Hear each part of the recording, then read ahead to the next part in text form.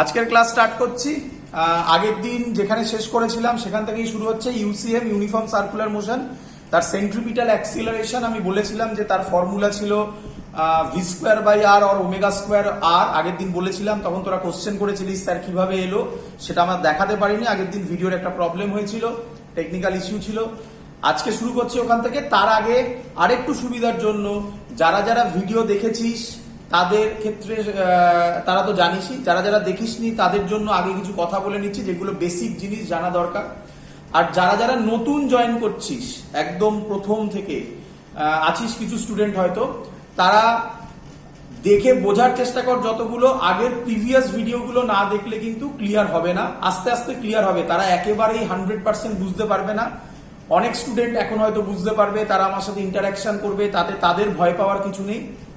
যারা নতুন জয়েন করছো তোমরাও একই লেভেল অ্যাচিভ করবে, একটু টাইম দিতে হবে। চলো, তো আগে আমরা যেগুলো করেছিলাম সেগুলো আমি একটু বলে দিচ্ছি।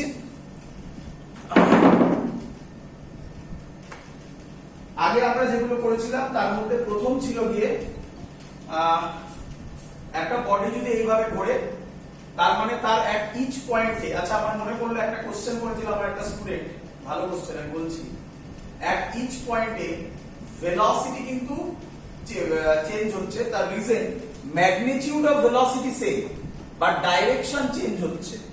সো ইউনিফর্ম সার্কুলার মোশনে যেহেতু এটা ভি, এটা ভি, এটা ভি, এটা V, that's why it is called uniform circular motion. And uniform টার্মটা এসছে বিকজ অফ স্পিড কনস্ট্যান্ট বলে, ভেলোসিটি নয় কিন্তু, কারণ ভেলোসিটির ডাইরেকশন কনস্ট্যান্টলি চেঞ্জ হয়।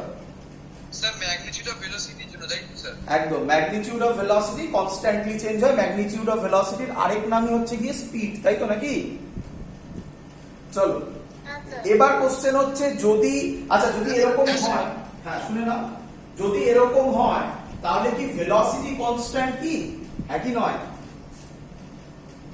হ্যাঁ স্যার। হ্যাঁ স্যার। ভেলোসিটি, ভেলোসিটি আবার রিপিট করবেন? আবার বলছি, এরকম মোশনে ভেলোসিটি কি কনস্ট্যান্ট হতে পারে কখনো?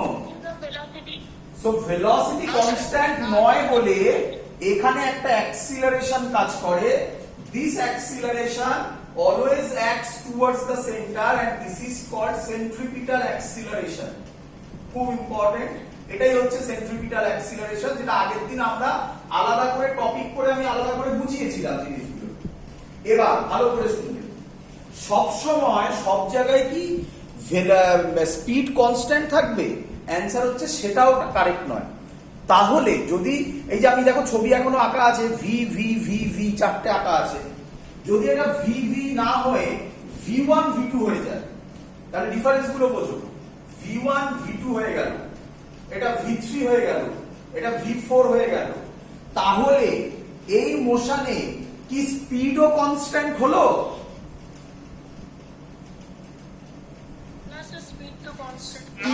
স্পিডও কনস্ট্যান্ট হলো না। আমাকে বারবার পেছনে আসতে হচ্ছে কারণ অনেকে জয়েন করছে এখনো। স্পিডও কনস্ট্যান্ট হলো না, তাহলে কে আমায় বলবে এই মোশনটাকে কি বলে? ভেরি গুড, ভেরি গুড, খুব সুন্দর, সার্কুলার মোশন। কে কেটে বেরিয়ে গেল? Good, very good. তাহলে ইউনিফর্মের আইডিয়া ক্লিয়ার হয়ে গেছে। সার্কুলার মোশন যদি হয়, সার্কুলার মোশন, দ্যাট মিনস স্পিডটাও কনস্ট্যান্ট নয়, মানে এইটা ভি1 এটা ভি2, এই ভ্যালুটাও চেঞ্জ হচ্ছে। তাহলে সেখানে দু ধরনের অ্যাক্সিলারেশন হয়। এইদিকে একটা হয় তার নাম ট্যানজেনশিয়াল অ্যাক্সিলারেশন, এদিকে একটা হয় তার নাম সেন্ট্রিপিটাল অ্যাক্সিলারেশন। তাহলে কে আমায় বলবে কোন অ্যাক্সিলারেশনটা সব সময় থাকবে? একদম, গুড লজিক, সেন্ট্রিপিটাল অ্যাক্সিলারেশন সব সময় থাকবে, তাই তো নাকি? চলো এবার কোশ্চেন। যদি, আচ্ছা আমরা তার ফর্মুলা গুলো করেছিলাম, এটা তো আমরা ডিরাইভ করবো আজকে, ডিরাইভেশন অফ সেন্ট্রিপিটাল অ্যাক্সিলারেশন। সেন্ট্রিপিটালের স্যার ফর্মুলা গুলো যে আমি করে দেখাবো আজকে, V square by R omega square R. আমার একটা ভুল হয়, আমি একটু বলে দিই, আমার এই স্মল আর একবার স্মল আর হয়ে যায়, একবার ক্যাপিটাল আর হয়ে যায়, এগুলো একটু মাথায় রেখো। বাই চান্স যদি কোথাও ভুল হয় এগুলো ঠিক করে নিও। আর ট্যানজেনশিয়াল অ্যাক্সিলারেশন দেখি তোমরা বলবে এবার আমাকে, কে আমায় বলবে? আবার একই কথা বারবার বলছি আমি, কারণ ওটাই বেস্ট জায়গা। ট্যানজেনশিয়াল অ্যাক্সিলারেশনটা এলো কেন? কিসের চেঞ্জ ওভারের জন্য ট্যানজেনশিয়াল অ্যাক্সিলারেশনটা এলো? আরেকবার, আমি শুনতে পাইনি, আরেকবার। হ্যাঁ, ভেলোসিটিটা এভরি পয়েন্টে তো চেঞ্জ হচ্ছে। ভেলোসিটি চেঞ্জের জন্য তো সেন্ট্রিপিটাল অ্যাক্সিলারেশন এলো, আর ট্যানজেনশিয়ালটা কিসের জন্য এলো? ওই স্পর্শক প্রবণতা স্পিডের জন্য। ট্যানজেনশিয়ালটা এলো স্পিডের জন্য, স্পিড চেঞ্জ হয়ে যাচ্ছে, বা একদম ম্যাগনিটিউড অফ ভেলোসিটি চেঞ্জ হচ্ছে, তাই তো নাকি? হ্যাঁ স্যার, স্পিডটা চেঞ্জ হচ্ছে না স্যার। একই কথা, স্পিড চেঞ্জ হওয়া আর ম্যাগনিটিউড অফ ভেলোসিটি চেঞ্জ হওয়া, সেটাকে লেখার স্টাইল। ট্যানজেনশিয়াল অ্যাক্সিলারেশন হবে ডিডিটি অফ ভি এর মড। এই করিয়েছিলাম আগের দিন, আমি করিয়েছিলাম এগুলো সব, আশা করি সবার মনে আছে এগুলো। আজকে অঙ্ক করাবো, অঙ্ক করাটা আরো সুবিধা হয়ে যাবে। এই যে ভালো করে দেখে নাও, এটা হচ্ছে ভালো করে দেখে নাও, ভালো করে দেখে নাও, আমি আরেকবার বলছি, রিপ্রেজেন্টেশন। এটা হচ্ছে ভেলোসিটি, ভেলোসিটি মানে কি? ভেক্টর। এটা হচ্ছে ম্যাগনিটিউড অফ ভেলোসিটি, শর্টে লিখলাম ম্যাগনিটিউড অফ ভেলোসিটি, অথবা এটা মানেই ইকুয়াল টু, অথবা এটা ইকুয়াল টু স্পিড। বলো বুঝলে কিনা?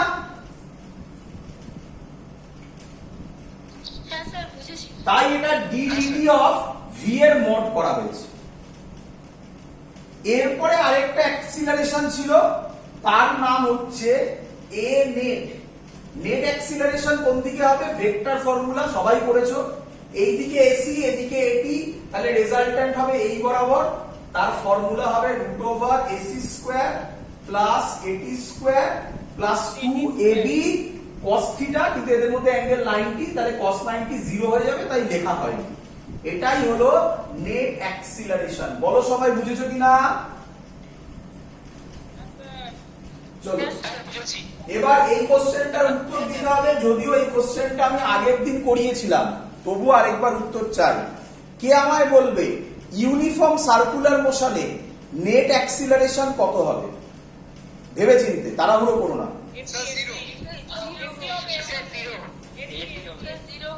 অ্যান্সার, ইউনিফর্ম সার্কুলার মোশনে এসি এ নেট হবে এসি।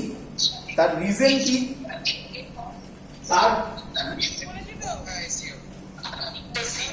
তার রিজন কি? মাইক বন্ধ রাখো, অ্যান্সার দেওয়ার পর মাইক বন্ধ রাখ, তারপরে আমি বলছি অ্যান্সার কি ভালো করে বোঝো। Uniform circular motion, uniform circular motion হলে এটা v1 v2 এগুলো হবে না, এগুলো সব v হবে ফর ইউনিফর্ম সার্কুলার মোশন। যদি v হয় তাহলে ম্যাগনিটিউড অফ ভেলোসিটি বা স্পিড কনস্ট্যান্ট, তাহলে কনস্ট্যান্টের ডেরিভেটিভ করলে 0 হয়। তাহলে ইউনিফর্ম সার্কুলার মোশনে শুধু এসি তো আছে, এটি তো ইউনিফর্ম সার্কুলার মোশনে 0, এসি তো থাকবে সব জায়গায়। তাহলে এটির জায়গায় যদি আমি 0 বসাই, আগের দিন ভিডিওতে আমি এটা বলেছি, তাহলে এ নেট কত হবে? এসি হবে না, root over AC square AC. বল বুঝলি কিনা? চলো চলো ভালো করে ভিডিওগুলো দেখো, ভালো করে বোঝো, কনসেপ্টগুলোকে দাঁড় করাও একটু একটু করে। চলো এবার কোশ্চেন হচ্ছে, আরেকটা করেছিলাম আমরা, সেটার নাম ছিল অ্যাঙ্গুলার অ্যাক্সিলারেশন। তার ফর্মুলা স্যার পড়িয়ে দিয়েছিল আগের দিন, তাই লিখে দিচ্ছি আমি ডাইরেক্টলি। তার ফর্মুলা স্যার পড়িয়েছিল, অ্যাঙ্গুলার অ্যাক্সিলারেশন মানে স্যার পড়িয়েছিল আলফা দিয়ে ডিনোট করিয়েছিলাম মনে হয়, আলফা ছিল, ফর্মুলা ছিল ডি ওমেগা বাই টি, এটা করিয়েছিল স্যার, আশা করি মনে আছে সবার। আর আরেকটা ফর্মুলা ছিল a is equal to r alpha, তাতে স্যার দেখিয়েছিল যে এটা অ্যাকচুয়ালি এটি হবে ট্যানজেনশিয়াল অ্যাক্সিলারেশনের জন্য। বল সবার এত অবধি বোঝা গেছে কিনা? এগুলো আগের দিন করা হয়েছে, যারা বুঝতে পারছো না তারা আগের দিনের ইউনিফর্ম সার্কুলার মোশনের আগের দিনের যে ভিডিও আছে, আমার ভিডিও নাম্বারগুলো মনে নেই, 1 2 আগের দিন দিয়েছিলাম, মোস্ট প্রবলি 3 4 5 5 6 4 5 6 ইউনিফর্ম সার্কুলার মোশনের ভিডিওগুলো দেখো, ক্লিয়ার হয়ে যাবে, ডিটেইলসে বলা হয়েছিল। সবার ফর্মুলা ক্লিয়ার? চলো Yes, sir. চলো, এখানে আমি একটা কথা বলেছিলাম, খুব ইম্পর্টেন্ট কথা, এবং একটা স্টুডেন্ট আমাকে এখান থেকে কোশ্চেন করেছিল, খুব ভালো কোশ্চেন ছিল। কোশ্চেনটা আমি একবার তোমাদের সাথে শেয়ার করছি। স্টুডেন্ট আমার কোশ্চেন করলো যে স্যার আপনি বলেছেন ইফ স্পিড কনস্ট্যান্ট, খুব ভালো কোশ্চেন, ভালো করে শুনবেন, এটা এটা এটা আমি আগের দিন ভিডিওতে বলেছিলাম, কিন্তু স্টুডেন্ট আমাকে যে কোশ্চেনটা করেছিল তার উত্তর, মানে তখন আমি ভাবলাম যে এটা আমার বলা হয়নি, এটা আমার বলা উচিত ছিল, বলিনি আমি। দেখে নাও, এখন বলে দিচ্ছি। ইফ স্পিড কনস্ট্যান্ট, এটা বলেছিলাম আমি, if speed constant omega constant, আগের দিনের ভিডিও খুলে দেখে নেবে, স্যার বলেছিল কনস্ট্যান্টকে শর্টে এভাবে লেখা হয়। বলো বুঝলে কিনা এত অবধি? এবার তোমার আমার কোশ্চেন ছিল, সে আমাকে যে কোশ্চেনটা করেছে সে বলছে স্যার আপনি বললেন স্পিড কনস্ট্যান্ট, স্পিড মানে হচ্ছে অবভিয়াসলি আমরা জানি ম্যাগনিটিউড, তাই তো? স্পিড মানে এখনো লেখা আছে উপরে ম্যাগনিটিউড অফ ভেলোসিটি, তার মানে তার কোনো ডাইরেকশন নেই। স্যার ওমেগার তো ডাইরেকশন আছে, ওমেগা তো ভেক্টর কোয়ান্টিটি, আমি আগের দিন শিখিয়েছিলাম কিভাবে ভেক্টরের ডাইরেকশন করা হয়, ভালো করে দেখুন কিভাবে ভেক্টরের ডাইরেকশন করা হয়। ভেক্টরের ডাইরেকশন হয় এরকম করলাম, এই দিকে ধরো রোটেট হচ্ছে, মানে এটা কি ওয়াইজ, অ্যান্টি ক্লকওয়াইজ। নিয়ম, হাতকে, রাইট হ্যান্ডকে এইভাবে রাখবে, রেখে এরকম করবে, তাহলে যে থামটা যেদিকে থাকবে মানে কি এখান থেকে বাইরের দিকে, মানে তোমাদের দিকে, তাই তো? আমি শিখিয়েছিলাম তোমাদের দিকে হলে সেটা কি দিয়ে রিপ্রেজেন্ট করে, টেকনিক শিখিয়েছিলাম, যারা জানো না আগের ভিডিও দেখতে হবে, ডট দিয়ে রিপ্রেজেন্ট করে এরকম, তাই তো নাকি? তাহলে এখানে ওমেগার ডাইরেকশন আউটওয়ার্ডস, তোমাদের দিকে, ভালো করে লক্ষ্য করো। এখানেও যদি আমি করি, বলো ওমেগার ডাইরেকশন কোন দিকে? Sir, upwards, sir. এখানেও আমি যদি করি, এখানেও যদি আমি করি, বলো ওমেগার ডাইরেকশন কোন দিকে? Sir, upwards, upwards. তাহলে ওমেগার ডাইরেকশন কি চেঞ্জ হচ্ছে? না। দ্যাটস ওয়াই বলা হয়েছে স্পিড কনস্ট্যান্ট হলে ওমেগাও কনস্ট্যান্ট। কেন রিজন? কারণ ইকো হচ্ছে, মাইক মতো করো, কারণ v is equal to formula আগের দিন দেখিয়েছিলাম আর ওমেগা, তাহলে ওমেগা হবে v by r। Speed constant মানে তো ম্যাগনিটিউড দিয়ে হয়েই গেল, আর কনস্ট্যান্ট, একটা সার্কুলার মোশনের রেডিয়াস সবসময় কনস্ট্যান্ট থাকবে, তাহলে আর কনস্ট্যান্ট, v ও কনস্ট্যান্ট, তাহলে তো ওমেগা কনস্ট্যান্ট হবে।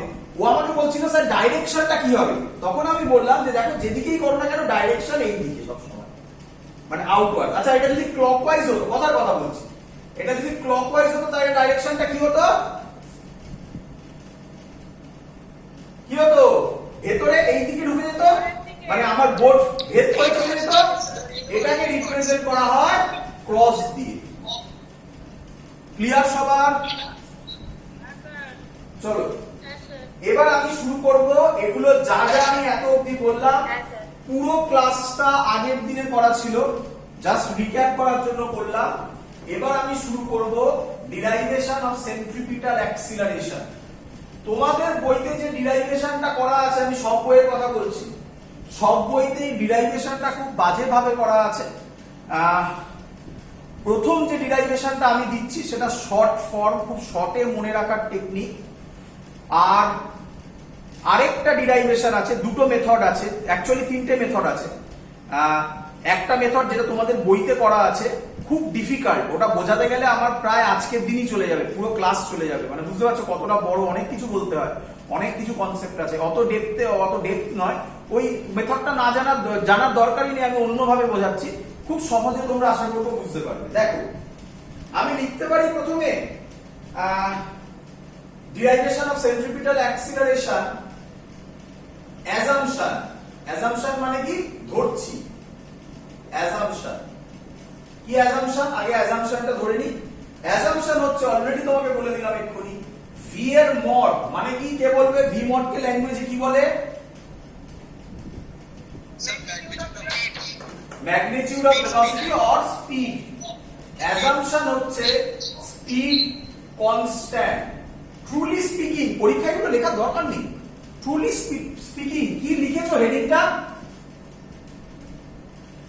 Uniform circular motion.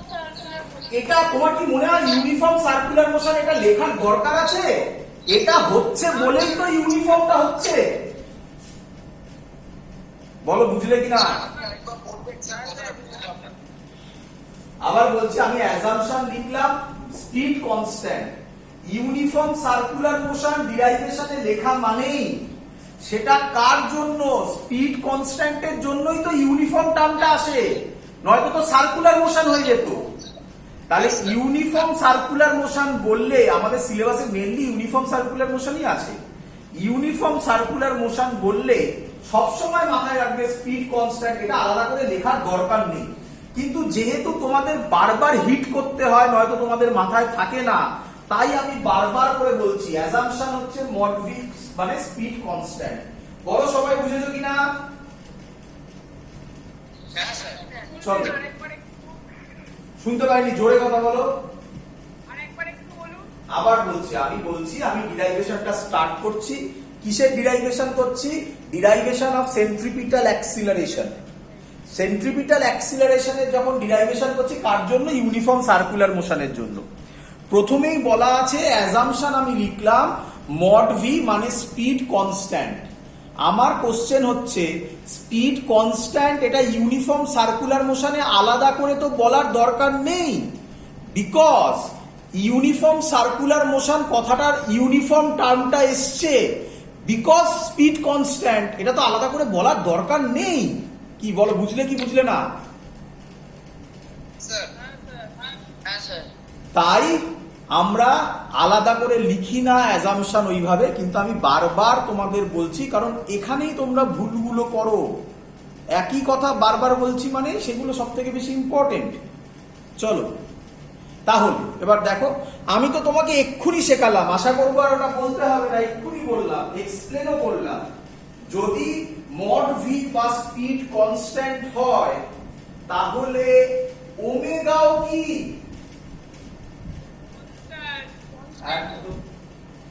তখন এবার তোমার যদি কেউ কোশ্চেন করে তোমাকে যে কি হলো, আপনি লিখলেন mod V speed constant, speed মানে হচ্ছে ম্যাগনিটিউড, তার মানে ডাইরেকশন তো কনস্ট্যান্ট নয়, কিন্তু ডাইরেকশন যাই নাও না কেন ওমেগা কনস্ট্যান্ট। যদি অ্যান্টি ক্লকওয়াইজ নাও যে কোনো পয়েন্টে ডাইরেকশন আউটওয়ার্ডস, ক্লকওয়াইজ নিলে যে কোনো পয়েন্টে ডাইরেকশন ইনওয়ার্ডস, তাই ওমেগাও কনস্ট্যান্ট। বোঝা গেছে? হ্যাঁ স্যার। চলো, আমি এক্ষুনি লিখলাম, সবই করানো, এক্ষুনি করালাম, আর যেটা রিক্যাপ করালাম সেটাই সবই করানো। বলো এই ফর্মুলাটা তোমরা জানো কিনা?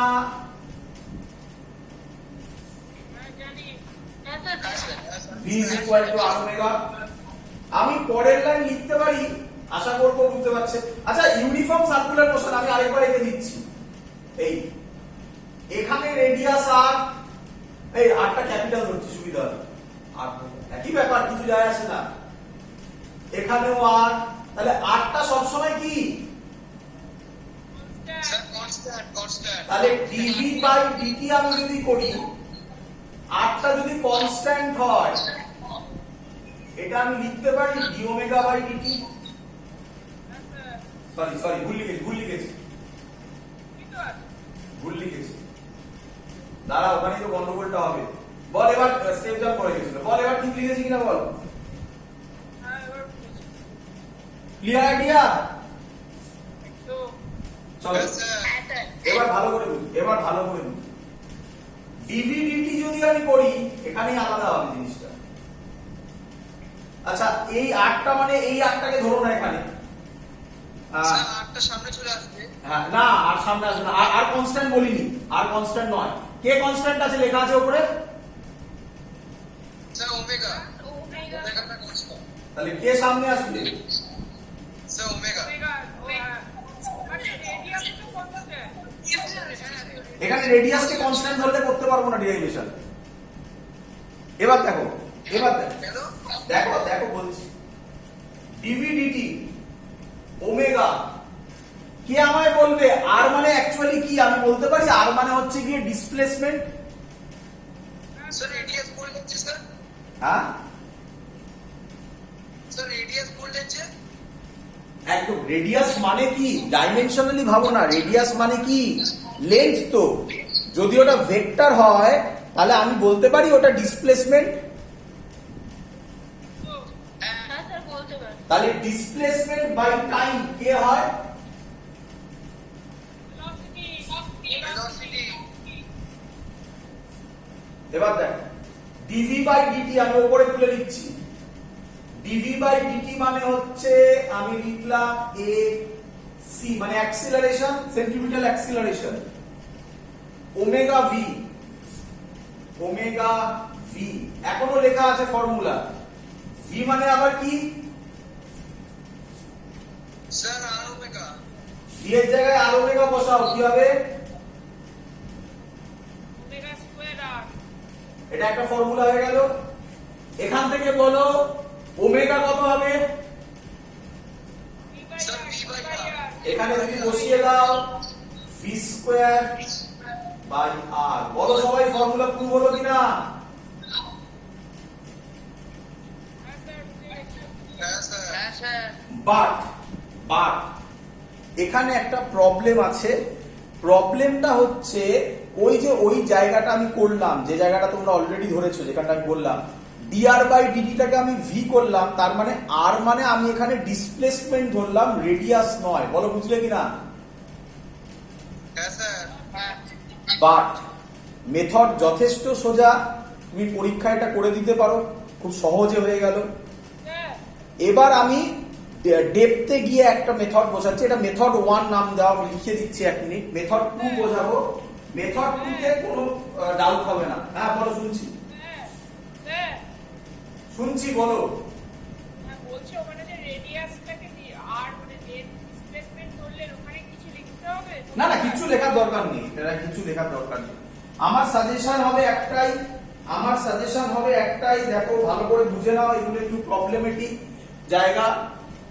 যদি পরীক্ষায় ডিরাইভেশন দেয় এবং দেয় পরীক্ষায় ডিরাইভেশনটা, তাহলে মেথড 2টা করো, মেথড 1 করো না।